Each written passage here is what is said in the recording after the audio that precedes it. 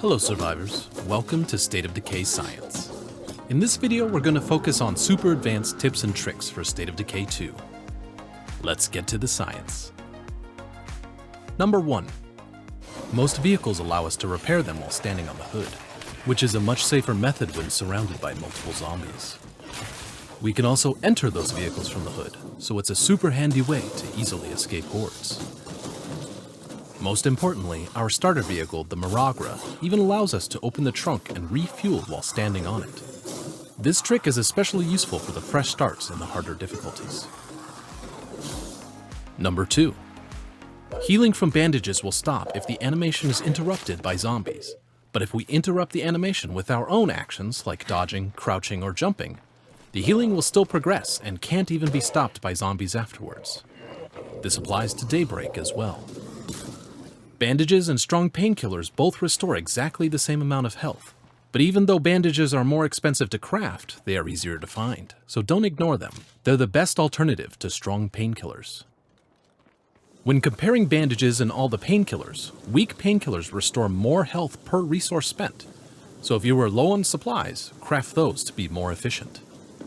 Also, weak painkillers and bandages restore health slowly over time. If we consume multiples of any at the same time, their effects stack and none are wasted. Number 3. Spiked cars are the easiest way to kill blood ferals, but if we don't have one, we can simply do a reverse 180 turn with our doors open to easily kill them without damaging the engine. If we do an immediate 180 after they pass our vehicle, they won't dodge and will be killed immediately. Number 4. Crossbows can shatter glass windows without making noise on the map. So if all the doors of a building are locked and we don't have the stealth specialization, we can shoot a crossbow bolt at a window, wait a few seconds for the shattered glass to despawn, then jump through the window silently. If a building has multiple glass panels side by side, jumping through a shattered panel may also shatter the adjacent one, so always look for a single glass window to pull this trick off. Or shatter the last panel and jump closest to the wall. Number 5. Smoke grenades are the most versatile and overpowered item in State of Decay 2. When we hide inside a smoke cloud, even blood ferals and hostile humans are unable to detect our presence, so it's even better than scent block. Hostile humans in the harder difficulties are the deadliest enemies in the game, but if we hide inside the smoke cloud, we can shoot them with almost zero effort. They won't even attack us if they enter the cloud. Keep in mind that we should be the one hiding inside the smoke, so never try to cover your enemies with smoke grenades.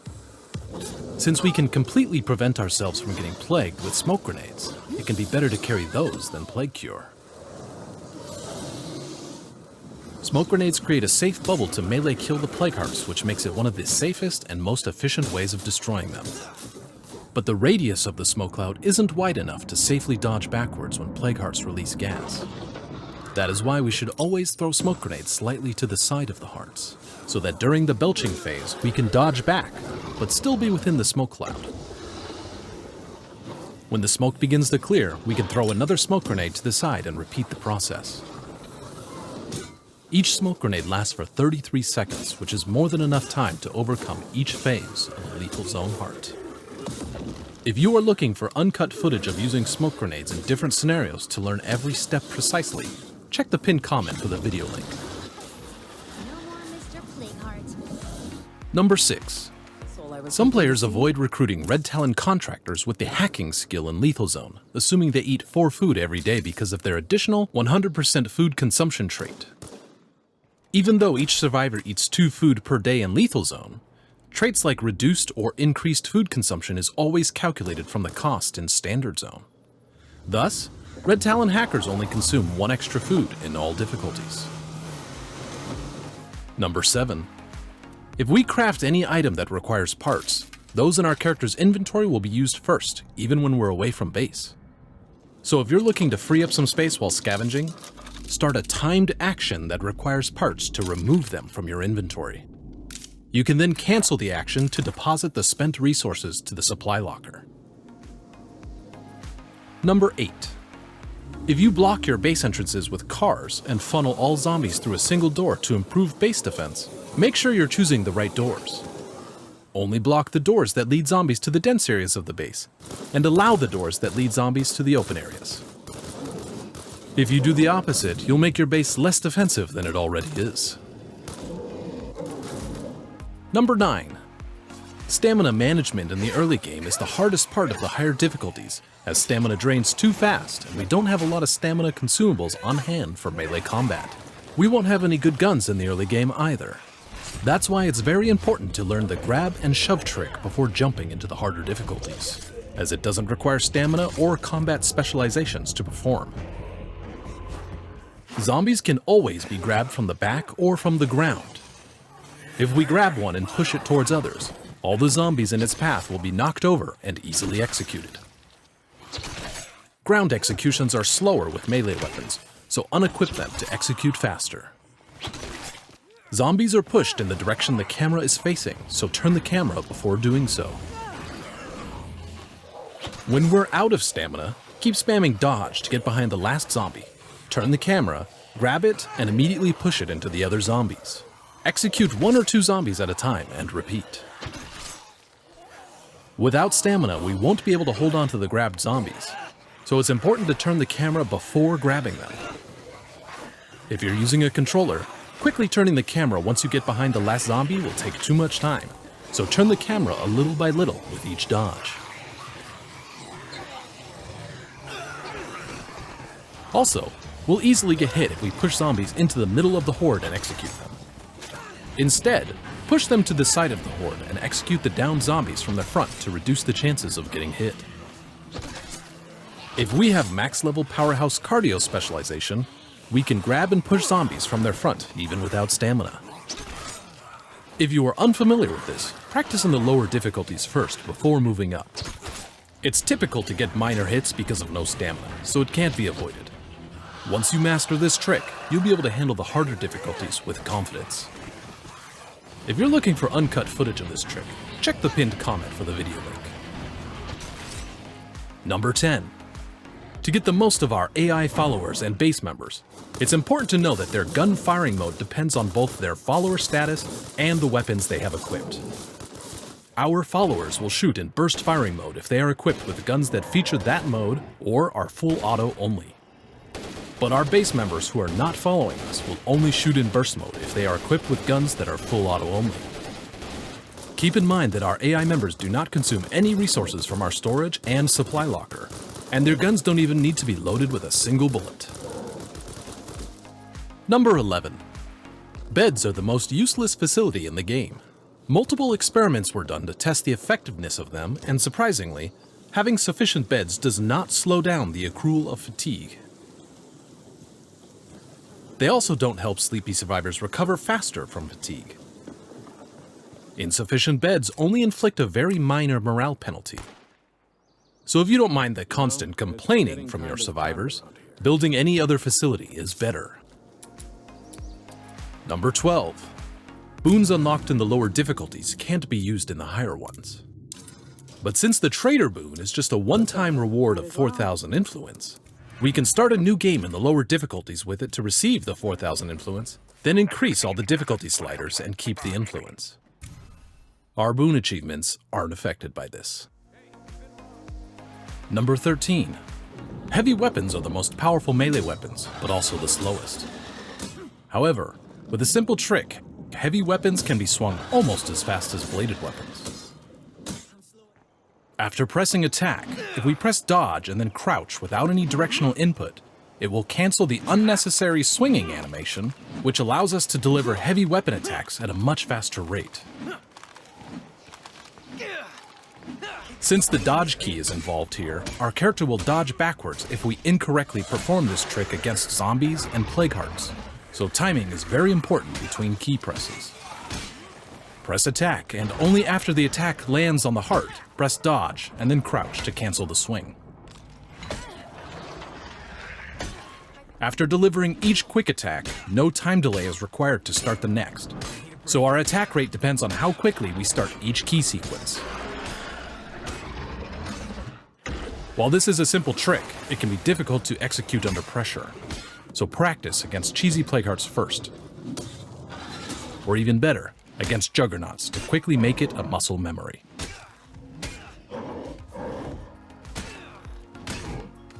Number 14.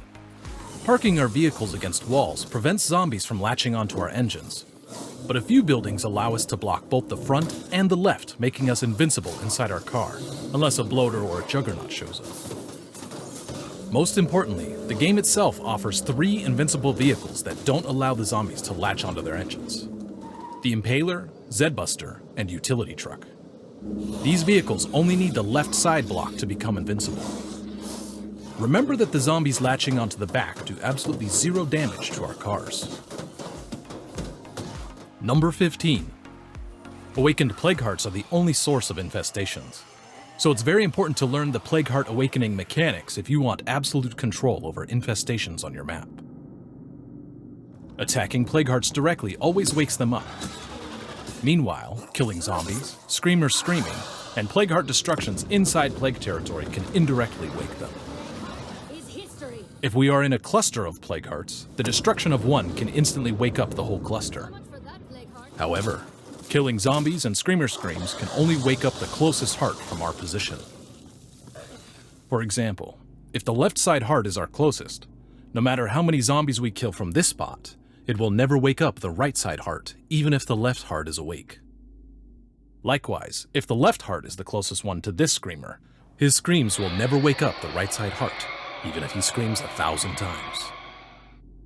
But if he moves 2 meters to the right and screams, it will wake up the right side heart. So feel free to do any activity near an awakened Plague Heart without worrying about waking up the whole cluster. Most importantly, Plague Hearts in all difficulties are dormant with a 56-minute disturbance timer. Each heart will be dormant with 0 minutes of disturbance. Killing each zombie will add a few minutes of disturbance, depending on our action difficulty. A heart will finally wake up when it reaches 56 minutes of disturbance, and will never sleep again. So depending on how many minutes of disturbance a Plague Heart has accumulated, we can leave that territory for that long to completely cool down the heart. To be precise, here are the numbers it takes to wake them up in all difficulties. The game will also give us a warning when a sleeping Plague Heart reaches the 75% disturbed state. So once we are notified about the Plague Heart stirring, we should leave that territory for more than 50 minutes to let the heart completely cool down, so we can come back and continue our activity there later without the risk of immediately waking it up. Keep in mind that only the activities discussed earlier can wake up Plague Hearts, so even if we make a ton of noise near sleeping Plague Hearts, it won't wake them up. We can use 4 different strategies to completely avoid waking up Plague Hearts. Number 1. Killing only the alerted zombies will wake up Plague Hearts. So sniping and stealth killing unaware zombies will not wake them. However, killing alerted zombies while crouched will not work. Number 2. With the swordplay specialization, we can cripple zombies inside Plague territory, and it won't wake up Plague Hearts. Number 3.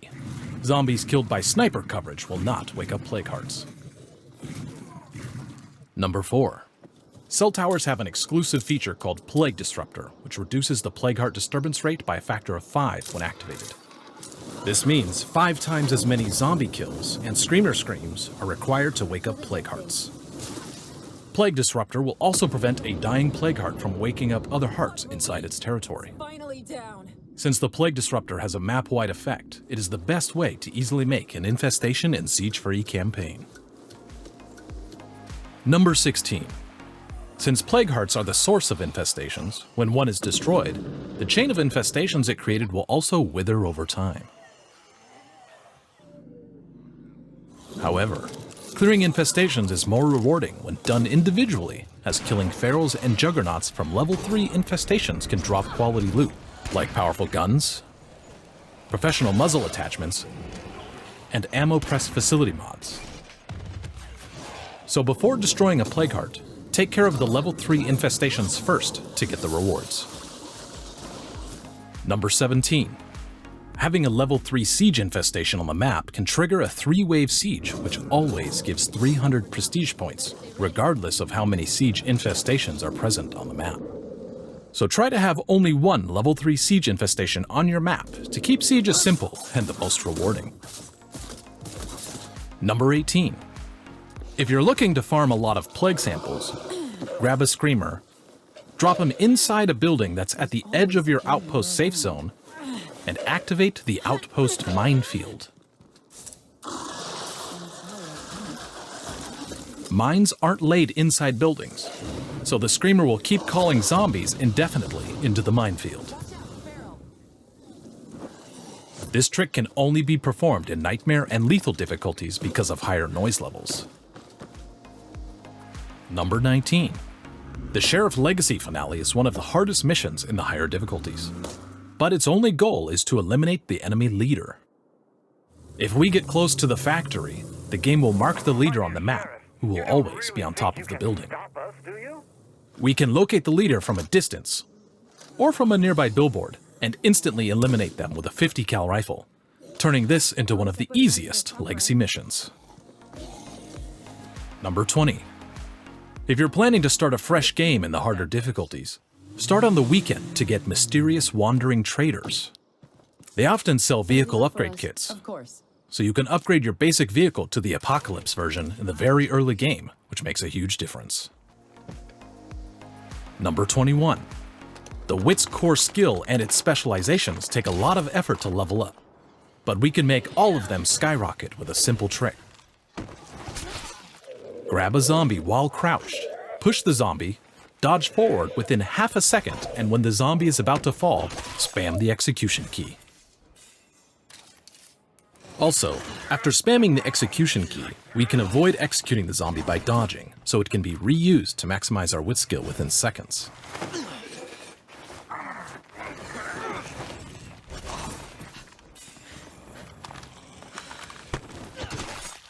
The same trick can be used to level up the fighting skill as well. Grab a zombie while not crouched, move forward, push the zombie, and immediately spam the execution key while moving forward. We can avoid executing the zombie by dodging, so it can be used multiple times. Once our fighting skill is specialized, switch to the appropriate melee weapon to level up the specialization. Number 22. If the previous trick is hard to pull off, get to the front of a downed zombie, crouch, execute, and spam dodge without any directional input to cancel the execution. Repeat this key sequence to level up your wit skill consistently.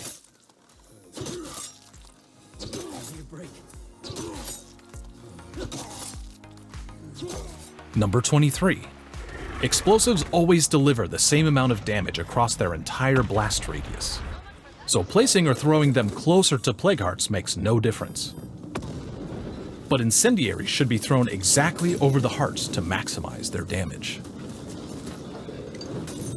The damage of explosives and incendiaries will not stack against hearts when multiples of them are used at the same time, so always use one at a time. But multiple C4 charges can be stacked against plague hearts in 3 different ways, which you can learn from the video in the pinned comment. Explosives don't deliver damage through walls. The only exception is the drone strike, which allows us to destroy plague hearts without even entering the buildings. It's the most powerful explosive, and has the biggest blast radius in the entire game. It's so powerful that it can insta-kill Nightmare Zone plague hearts and is able to take out 83% of the health on the lethal variety. Drone Strike needs to be activated in the level 3 command center with the programming specialization. Once activated, the Drone Strike radio command will be available for 60 minutes with a 30-minute cooldown timer. However, with a max level programming specialist and 2 cell tower outposts, we can bring the cooldown timer to just 15 minutes, though it can't be reduced any further. Number 24. Igniting bloater cloud grenades creates the second most powerful explosive in the game. But when we use it against hearts, the ignition source should never be thrown on the plague hearts to ignite the gas. We know that the damage of multiple explosives at the same time doesn't stack against plague hearts. When we throw an igniter on a plague heart, the igniter's fire will also damage it, which suppresses the bloater cloud's damage, causing us to spend more gas grenades than required. But if we carefully ignite the bloater gas without the fire touching the plague heart, we'll always get consistent results. For this reason, road flares are considered the best igniter as they can be thrown directly at plague hearts, since they are non-damaging and they last a long time. Number 25. With 50 cal weapons, there's no need for headshots to stagger juggernauts. Body shots deliver exactly the same damage against them as headshots in all difficulties. Juggernauts have 4 phases of health, and each phase is protected by health gates to prevent us from over-damaging them with explosives. This means that the most powerful explosive, the drone strike, and weaker explosive like pipe bombs will always deliver the same damage against them. Similarly, blood ferals always require 3 headshots to be killed, but become immune to damage for 1 second after each headshot. We will only waste bullets if we shoot them rapidly. Thankfully, plague hearts don't have any health gates. Number 26. It is easy to outrun all zombies except ferals, so it is very important to learn to melee kill them in the easiest way in case we don't have bullets and are unable to shake them off. We are only going to use 2 keys to make it extremely simple and easy. The attack key and the dodge key without any directional input. Once we get close to the feral, start spamming attacks. The feral will take a few hits and will step back. Once the feral steps back, start spamming dodge. Once we have dodged once, spam attacks again. Repeat this until the feral is dead.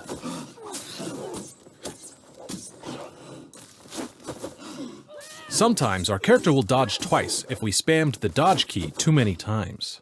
In that case, do not go for the attack, but just keep spamming dodge to dodge the attack once and bring him close. We should only attack when the feral is close. It is highly recommended to have a few bags of snacks or an energy drink when doing this. Obviously, it will be easy if we have a heavy weapon or powerhouse cardio specialization, but that won't always be the case. Number 27. Rucksacks can't be deposited at outposts. But when we have too many, we can go to our nearest outpost, switch characters, and load each one with a rucksack to transfer them to our base.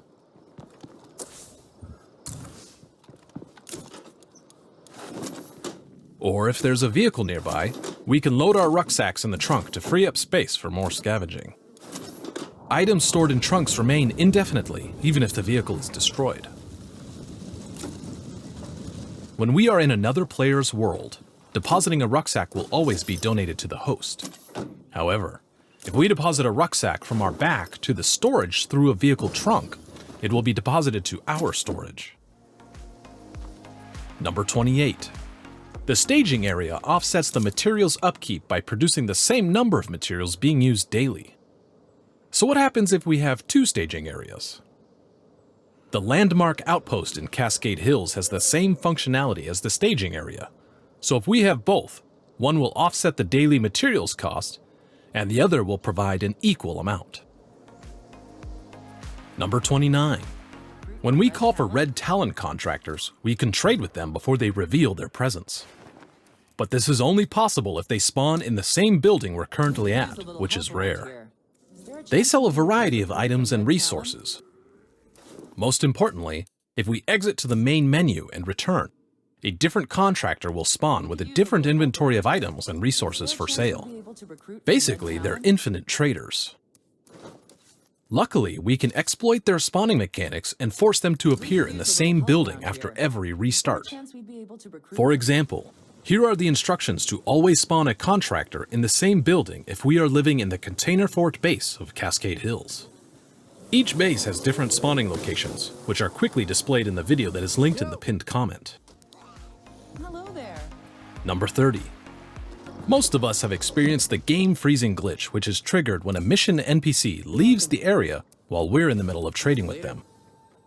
If we open any container after this, our character is then stuck in an endless searching animation.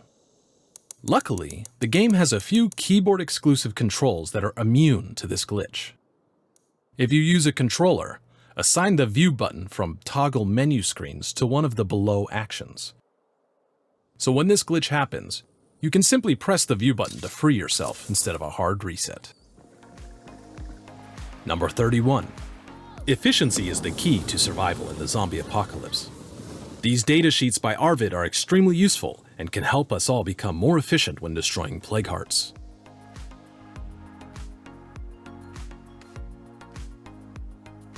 Number 32. Here is a handful of smaller tips and tricks which may improve your gameplay. Number 1. Zombies only have a very narrow field of vision, so even when screamers turn their heads, they can't see the sides. So while in stealth, you can approach at a 90-degree angle without any worries. Number 2. Bounties can be completed in one community and claimed in a different one. If you have trouble completing bounties in the harder difficulties, complete them in a community set at an easier difficulty. Then switch back and claim them with the target community. Number 3. Plows on vehicles block the headlights if our shadow setting is on Ultra. Instead, place the shadow setting on High to get full headlights. Number 4. Sending our infected base members to the legacy pool cures them. Stay safe, all right? So, if you're unable to craft a plague cure in your early games, send them to Legacy Pool and recruit them later to cure them for 1200 influence. Number 5. If you're looking to have some fun in the game, you can make headless zombies by stealth killing them with a max level stealth survivor and kicking them before they fall over. You can slice their legs, grab, then throw them, and immediately spam the jump button without any directional keys to send them to space. Hello survivors, most of you here must have used State of Decay 2 wiki at least once to clear your doubts. And the most important thing you all should know is more than 90% of the data from this game's wiki are written by one person, and he does all this as a volunteer expecting no compensation. YouTubers like me are already supported by ad revenues, so if you are already donating to gaming YouTube channels, I humbly request that you also consider providing your support where it is needed first. I have provided the donation link to Fanahan and his Wiki Workshop Discord in the pinned comment. Any help will be appreciated, and we hope he will be able to work on State of Decay 3 wiki as well. Now, if you are interested in learning another set of advanced tips and tricks, check this video, and if you are looking to learn every possible way to destroy plague hearts, click this video. We'll see you in the next one.